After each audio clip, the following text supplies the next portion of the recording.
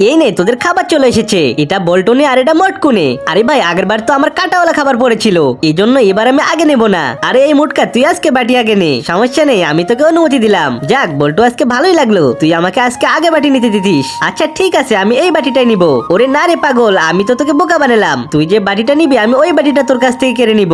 আরে বল্টু তুই কাজটা ঠিক করলি না, তুই আমার বাটিটা কেড়ে নিছিস। তোর কপালে আজকে খারাপই আছে। দেখি আমার বাটিতে কি পড়েছে। মুটকার বাচ্চা তোর তো আজকে ভালোই পড়েছে, তাহলে তুই এত আমাকে বকা দিচ্ছিস কেন রে? ভালো পড়েছে কি খারাপ পড়েছে তোর বলতে হবে না। তোর বাড়ি তুই খা, আমার বাড়ি আমি খাচ্ছি। আমি এবার মুরগির রানগুলো খাবো, তুই তাকাই তাকাই দেখ। নাম কি মজা, এটা যে কি মজা। শালা পল্টু বাবুর্চিতে এত সুন্দর রান্না করে, আমার শুধু খেতে ইচ্ছে করে। বাবুর্চির রান্নাটা অনেক সুন্দর, আমি খালি মজা করে খাই।